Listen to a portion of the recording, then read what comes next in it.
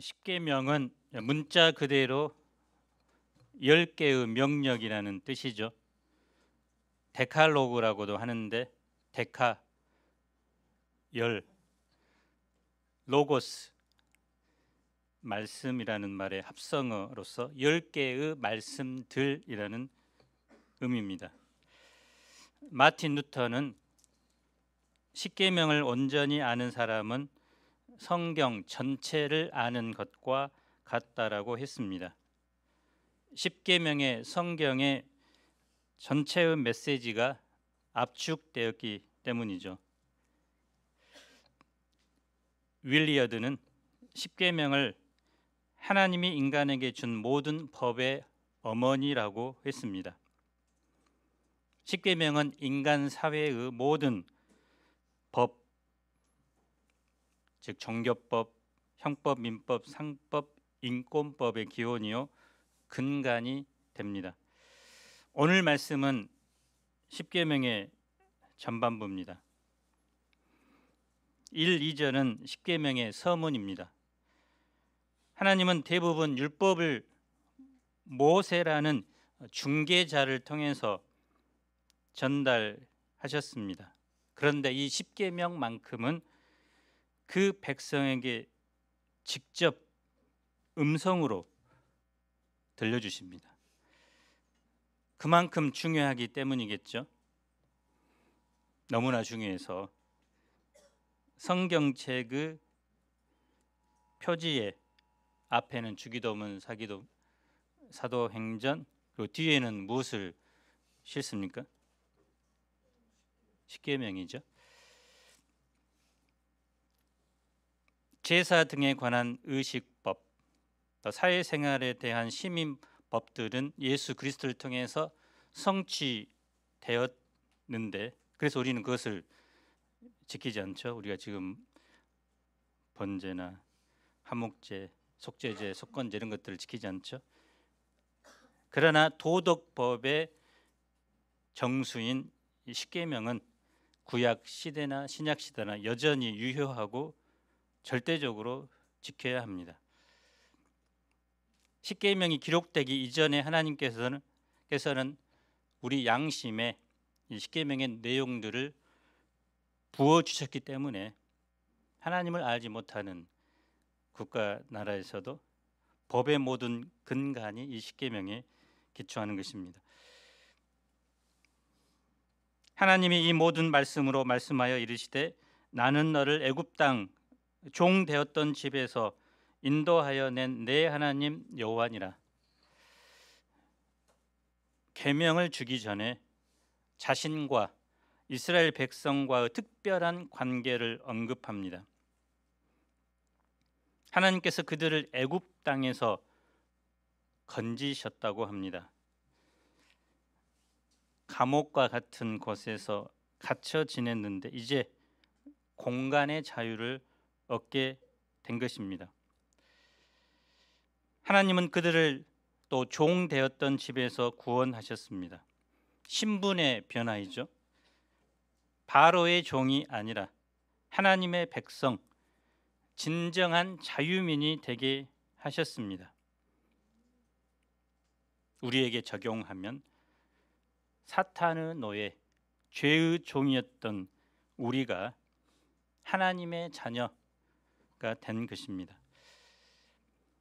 이제 누군가에 의해 지배받는 삶이 아니라 하나님 안에서 인생을 계획하며 또 원하는 것을 무엇이든 할 수 있는 무한한 자유를 얻게 된 것입니다. 그들은 하나님의 일방적인 은혜로 구원받은 자이기 때문에 이제 그 하나님을 사랑하고 그 은혜에 감사하고 자발적으로 계명을 따라야 합니다.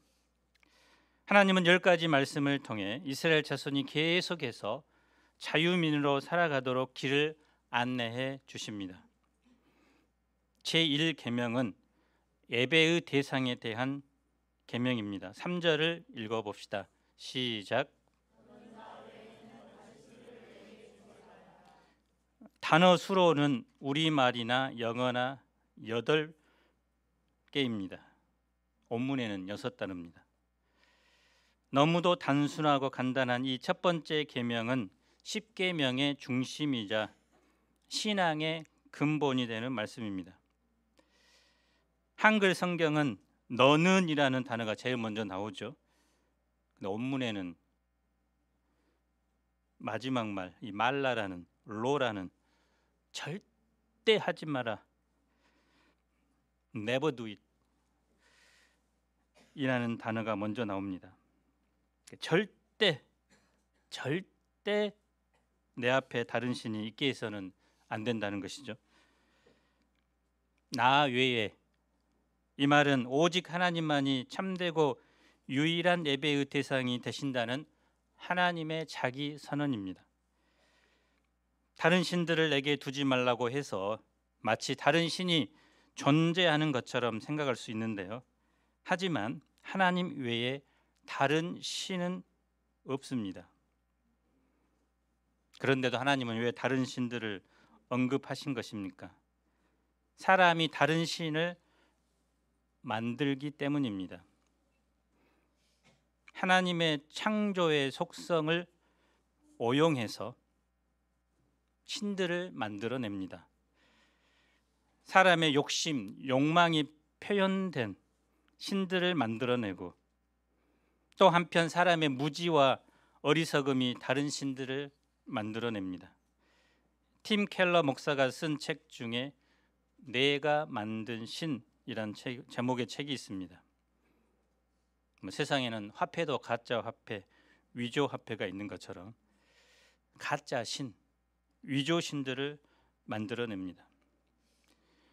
하나님을 섬기면서 다른 신을 만들어 섬기는 것은 마치 결혼한 사람이 진짜 남편이 있는데, 진짜 아내가 있는데 그 사람을 대신 다른 애인을 두는 것과 같습니다. 다른 애인이 남편인가요? 아내인가요? 만든 것이죠. 누군가 이렇게 다른 애인을 두고 있다면 필연적으로 남편이나 아내를 온전히 사랑할 수 없습니다. 늘 속이며 삽니다. 결국 그 부부 관계는 파탄에 이릅니다. 성경은 다신론과 범신론과 단일신론을 철저하게 배격합니다. 다신론은 여러 신들을 섬기는 것입니다. 범신론은 신성하게 느껴지는 모든 사물을 신격화시켜서 숭배하는 것입니다. 힌두교가 대표적이죠. 단일 신교는 많은 신의 존재를 인정하면서 그 중에 자기가 취사 선택해서 한 신만을 숭배하는 것입니다. 하지만 성경에는 분명히 말씀합니다. 하나님께서 자기 선언을 하셨죠. 하나님 외에 다른 신은 없다. 세상에 있는 모든 신들은 사람이 만들어낸 가짜다. 가짜에 속지 마라. 우상은 헛것이며 아무런 생명이 없고 도와줄 능력이 없습니다. 부처상을 보십시오. 눈, 귀, 입, 코. 그러나 그는 돌에 불과하죠. 볼 수도 없고 들 수도 없고 만질 수도 없고 먹을 수도 없고 냄새 맡을 수도 없습니다. 돌을 사람의 모양으로 깎아놓은 조각품에 불과합니다.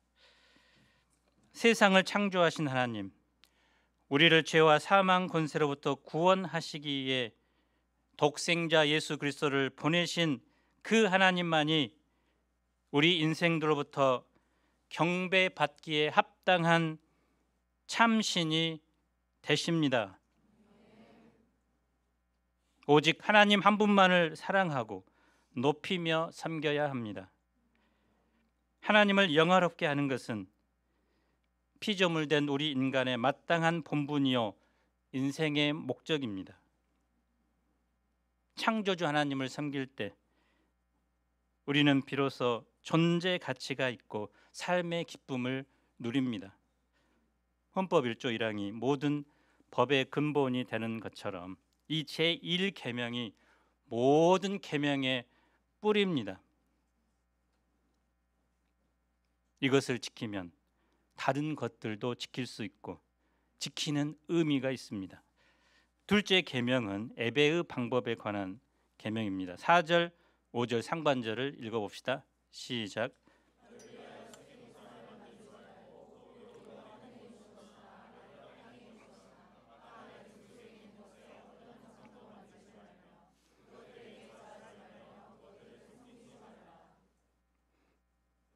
사람이 형상을 만들고 싶어하는 동기는 본문에 보면 너를 위하여라고 되어 있죠. 우상과 형상이라는 말은 원어로 페셀인데요. 이 단어는 원래 나무나 돌, 후대에는 금속으로 깎거나 조형해서 만든 신적 형상을 의미합니다.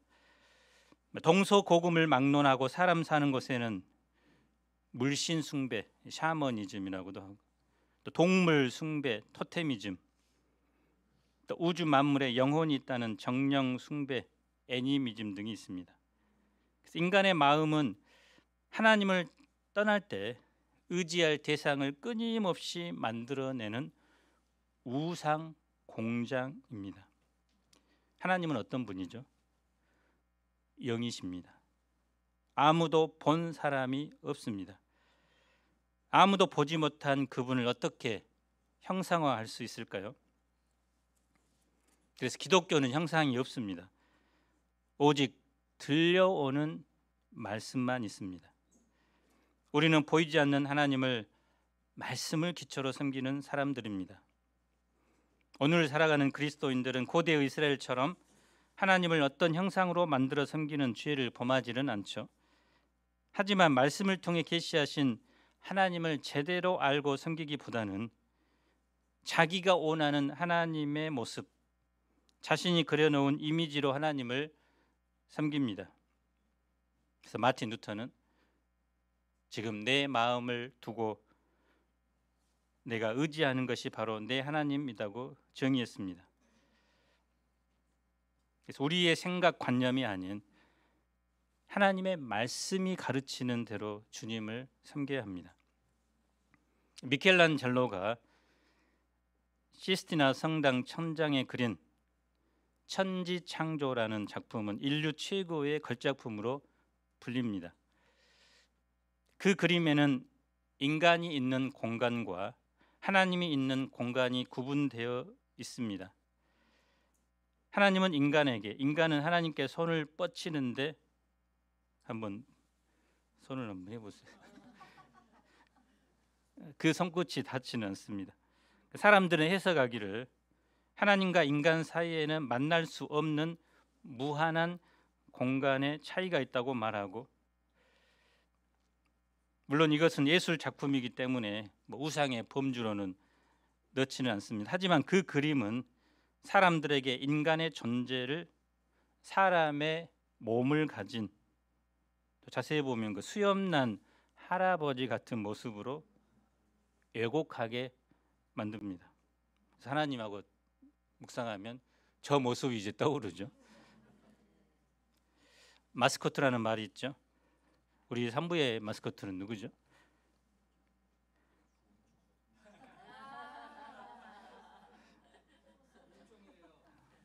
네, 넘어가겠습니다. 그 유래를 찾아보면 프랑스의 프로방스 지방에서 마녀 또는 작은 마녀라는 뜻을 지닌 말이 마스코라는 말이 마스코트로 변했는데요. 마스코트는 내가 어디를 가더라도 지켜주는 인간이 만들어낸 아주 작은 수호신입니다. 행운을 가져다 두는 것을 상징하는 것이 네잎클로버죠. 우리 UBF의 마스코트는 뭐죠? 양을 형상화한 애비양. 오늘날 기독교의 대표적인 상징이 십자가입니다. 그래서 십자가를 목걸이에 걸면 하나님께서 함께 하신 것 같아서 마음이 편안하죠. 근데 깜빡 목걸이를 이제 빼먹고 오면 왠지 불안합니다. 자칫 잘못하면 이 십자가를 우상화하기 쉽습니다. 예배당이라는 건물에 어떤 신성한 힘이 있는 것처럼 생각하거나 또 성화나 성경책 같은 것을 신성시하는 것도 엄밀히 말하면 이 계명에서 하나님께서 직접적으로 금하신 것에 해당합니다. 물론 하나님과 관련된 것들을 소중히 여기는 것은 중요하죠. 여기에 더해서 사람을 그렇게 만드는 것도 주의해야 합니다. 자기가 추종하는 유명한 목사님들이나 저자, 또 내가 좋아하는 성도 등을 마치 하나님의 대리인 것처럼 생각하고 내가 하나님께 마땅히 구할 것을 그에게 전적으로 의지하고 구한다면 그것은 다른 면에서 하나님을 형상화하는 것과 같습니다. 오늘 얼마나 많은 사람이 자기만의 하나님을 만들고 그 하나님을 섬기는지 모릅니다. 심판하지 않는 하나님, 죄를 용납하고 방관하시는 하나님, 어머니 하나님, 동성애자 하나님도 있습니다. 각자의 우상을 만든 것이죠. 우리가 할 일은 하나님의 형상을 만드는 것이 아니라 내가 하나님의 온전한 형상이 되는 것입니다. 우리가 깎아야 할 것은 돌이라 나무가 아니라 우리 자신을 깎아야 합니다. 5절 하반절 6절을 읽어봅시다. 시작.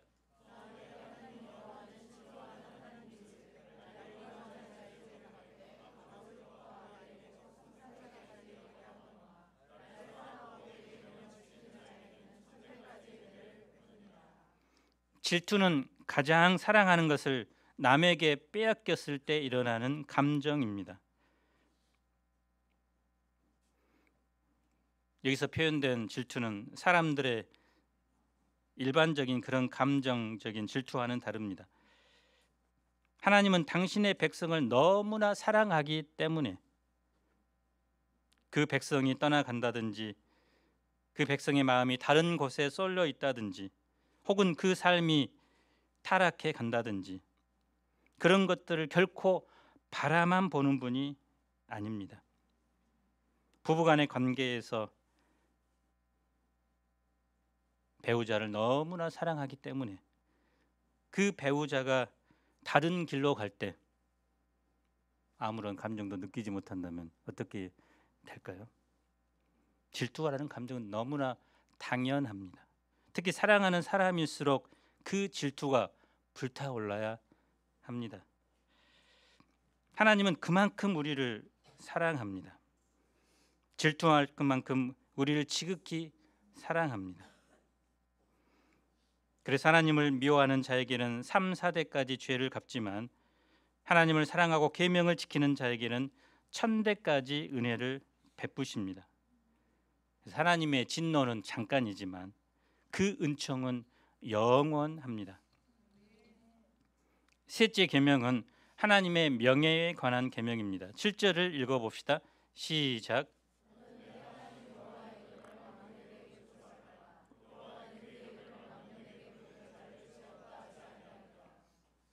이름은 단순히 글자나 단어가 아닙니다. 이름은 존재입니다. 하나님의 이름은 곧 하나님 자신입니다. 하나님은 크고 두려우시고 높고 영화로운 분입니다. 모든 피조물로부터 높임과 찬양과 경배와 영광을 받기에 합당한 분입니다. 인생들로부터 결코 업신여김을 받을 분이 아닙니다. 이 망령되게라는 말은 사전적 의미로는 늙거나 정신이 흐려서 언행이 정상을 벗어난 상태를 말합니다. 우리는 망령 들었냐 하면서 그렇게 이제 사용하는데요. 본문에서는 무가치하게, 헛되게, 함부로 사용하는 것을 말합니다.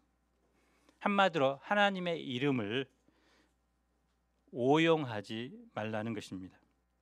종교개혁자 루터는 대교리 문답 10계명 부분에서 제3계명에 대해서 다음과 같이 설명합니다. 하나님의 이름을 헛되이 사용하거나 오용한다는 말이 무슨 뜻입니까? 그러면 이렇게 간단히 답하십시오. 하나님의 이름을 오용한다는 뜻은 모든 일에서 하나님을 주님으로 부르면서 거짓과 악한 습관을 일삼는 것을 말합니다. 그러나 가장 빈번한 오형은 양심과 관련된 영적인 곳에서 일어납니다. 거짓 설교자들이 터무니없는 거짓말로 하나님 말씀인 것처럼 짓거리는 경우가 바로 이것입니다. 보십시오. 이 모든 것들은 자기를 돋보이게 하려고 하나님의 이름을 장신구 정도로 여기는 것, 또는 자기 주장을 관철시키기 위해 멋지게 치장하는 것입니다. 그래서 이단들이 하나님의 말씀이라고 강단에서 짓거리는 것이 망령되이 부르는 것, 또 하나님의 말씀을 이용해서 자기 생각, 자기 주장을 펼치는 것도 망령되게 행하는 것이라고 말합니다. 우리도 조심해야 되겠죠. 하나님의 말씀을 전하고 또 복음을 전하면서 그것을 자기를 드러내는 도구로 사용해서는 안 된다는 것입니다. 특별히 이제 여름 캠프에서 말씀을 섬기면서 소감을 전하면서 내가 이런 사람이야 하면서 자기를 드러내는 스타 탄생의 무대로 생각하지 마시고 주님의 은혜만, 말씀만 드러내면 좋겠습니다. 물론 신성 모독적인 말을 하는 것 포함해서 하나님의 이름을 마치 주문처럼 사용하는 것, 하나님의 이름을 걸고 맹세하는 것, 하나님의 이름을 가지고 사람을 저주하거나 욕설로 쓰는 것도 오용하는 것이죠. 서양에서는 욕을 할 때 God이라는 말, 또 지저스라는 말을 함부로 사용합니다. 나쁜 놈들이죠. 진짜 그렇습니다. 그것은 타락한 인간이 하나님의 이름을 가지고 요구하는 것으로 이제 표현한 거죠. 마음은 또 그렇지 않은데 겉으로만 좋으신 하나님, 고마우신 하나님, 할렐루야, 이것도 마찬가지입니다. 흥을 돋우고 재미를 더하기 위하여 찬송하는 것 또한 하나님의 이름을 망령되게 여기는 것입니다. 그래서 찬송가를 부를 때 리듬에만 신경 쓰기보다 찬송가의 의미를 생각하며 마음을 담아 불러야 합니다. 하나님의 이름을 망령되게 부를 때 하나님께 죄를 짓는 것이 됩니다. 하나님이 우리에게 하나님의 이름을 주신 것은 우리로 하나님을 찬양하게 하고 기도하게 하려는 것입니다. 시편 69편 30절을 읽어봅시다. 시작.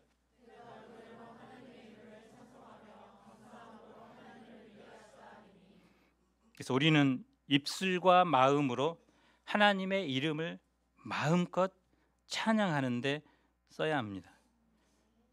또 요한복음 14장 13절입니다. 함께 읽어봅시다. 시작.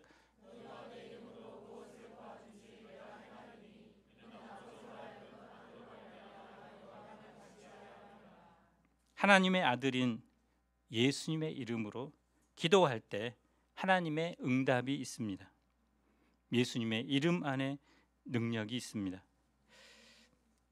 마지막으로 8절로 11절을 함께 읽어봅시다. 시작.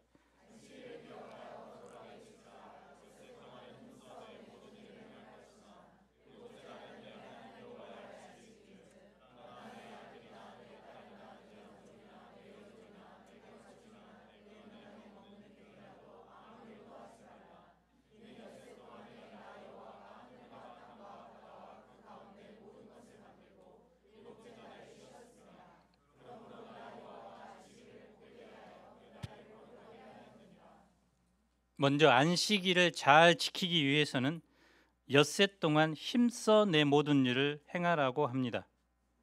이 힘써라는 말은 섬기다, 경작하다, 봉사하다, 또 하나님께 예배를 드릴 때 사용하는 단어입니다. 그래서 엿새 동안 열심히 일을 하되 마치 하나님께 예배를 드리는 마음으로 성실하게 일을 해야 한다는 것입니다. 그래서 여태 동안 푹 쉰 사람이 일곱째 날 안식이 되겠습니까? 이는 하나님께서 첫사람 아담과 그 후손들에게 명하신 인간 본연의 사명입니다. 그래서 엿새 동안 하나님께서 주신 신성한 노동을 하고 또 사명을 감당할 그 의무를 성실하게 수행한 자만이 안식일의 복을 누리게 됩니다. 다음으로 안식일을 기억하며 거룩하게 지켜야 합니다. 기억하라고는 말이 중요합니다. 반드시 기억하라. 마음 깊은 곳에 새기라는 뜻입니다. 반복되는 일은 우리가 굳이 기억하지 않아도 그냥 하게 되죠. 아무 생각 없이 어떤 일을 그냥 하던 대로 그냥 하면 됩니다. 그런 경험들이 있겠죠. 학창 시절 매일 학교에 가니까 그날도 이제 가는 줄 알고 책가방을 쌌는데 그날이 개교 기념일이어서 현관을 나가다가 다시 이제 들어오는 경험이 있을 것입니다. 반복되는 일은 우리가 그냥 하는 경향이 있습니다. 근데 하나님은 안식일에 대해서 그렇게 하지 말고 반드시 기억하라고 명령합니다. 단순히 잊어버리라는 말이 아닙니다. 의도적으로 그날을 특별한 날로 보내기 위해 기억하고 준비하라는 의미입니다. 근데 문제는 이 날이 너무 자주 돌아온다는 거죠. 매주 첫 주에 이제 하다 보면 그냥 맞이하게 되죠. 습관처럼 아무 생각 없이 오늘 또 주일이네 이렇게 오죠. 하나님 한 분만을 사랑하는 하나님의 백성은 평일을 예배하듯이 일을 하면서도 또 일주일의 하루를 하나님을 위한 날로 구별하고 그날을 기억하고 준비하고 특별한 이벤트로 보내야 합니다. 어떤 특별한 날로 보내야 할까요? 안식일에 해당하는 단어는 사바트죠. 휴식 또는 일에 중지라는 뜻이죠. 안식의 개념은 하나님께서 창조하신 때부터 등장합니다. 엿새를 일하고 하루를 쉬는 것이 창조 질서입니다. 그래서 엿새 동안은 열심히 일해야 하지만 일곱째 날은 잘 쉬어야 합니다. 본인뿐 아니라 아들이나 딸이나 종들도 심지어는 가축도 잘 쉬도록 해야 합니다. 쉰다는 것은 하나님의 천지 창조의 질서에 순응하는 것입니다. 쉬면 죄 짓는 것처럼 느끼는 일 중독에 걸린 분도 있습니다. 하지만 잘 쉬는 사람이 일도 잘하는 법입니다. 잘 쉬는 것이 창조 리듬에 자신을 맞춘 것이기 때문에 몸도 건강해지게 됩니다. 믿음이 없으면 쉬지 못합니다. 당시 농경 사회에서 매일 일해야 먹고 살았다고 합니다. 그래서 쉰다는 것은 하나님이 친히 먹이시고 입히실 거라는 믿음의 고백입니다. 일요일에 일 나가지 않아도 하루 가게 문을 닫아도 망하지 않는다는 믿음의 고백입니다. 일을 놓고 쉼으로써 우리는 육신과 영혼의 안식을 누립니다. 거기서만 끝나면 안 되죠. 하나님은 안식일을 거룩하게 지키라고 합니다. 다른 부정한 것과 구별되어 하나님께 드리기에 합당한 날, 성별된 날로 보내라는 겁니다.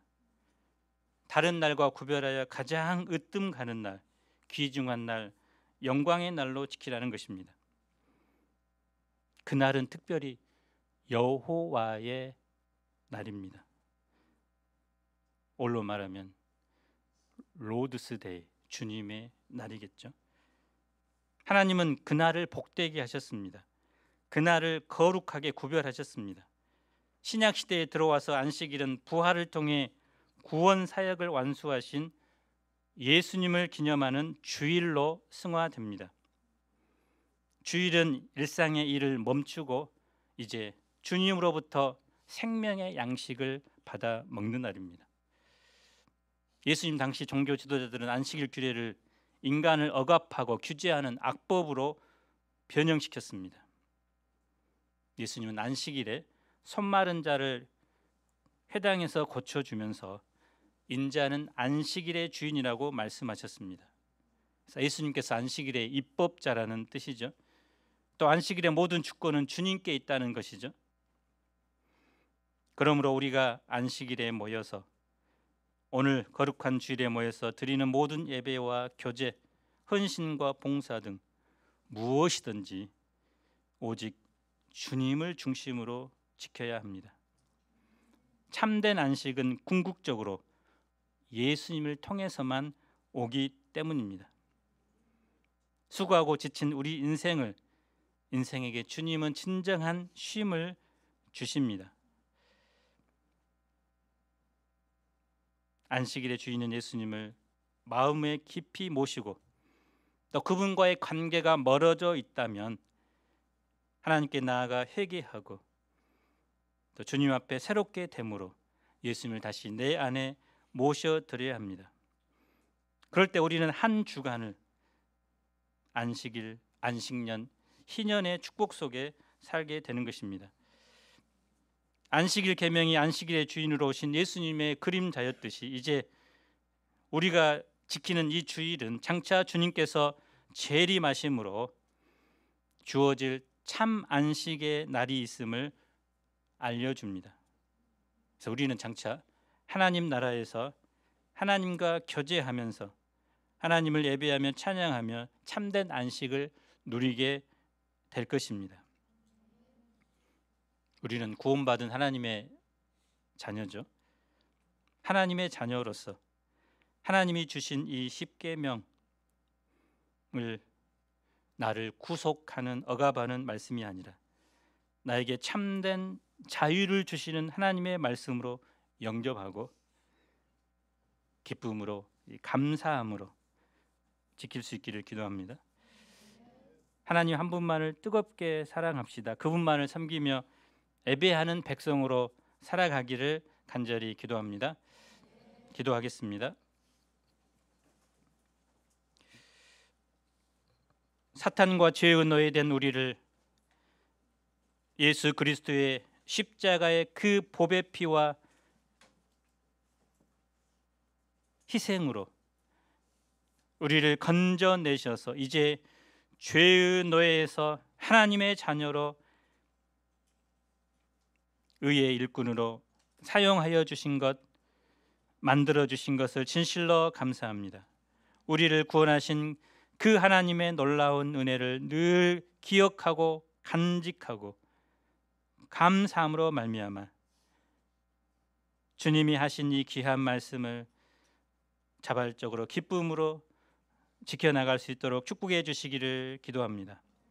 하나님 한 분만이 유일한 경배의 대상입니다.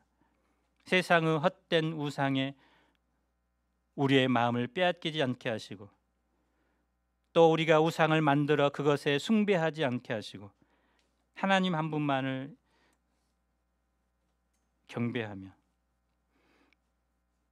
또 하나님의 이름을 망령되게 행하지 않고 또 거룩한 주일을 구별되어서 하나님께 최고의 날로 드릴 수 있도록 축복해 주시기를 기도합니다.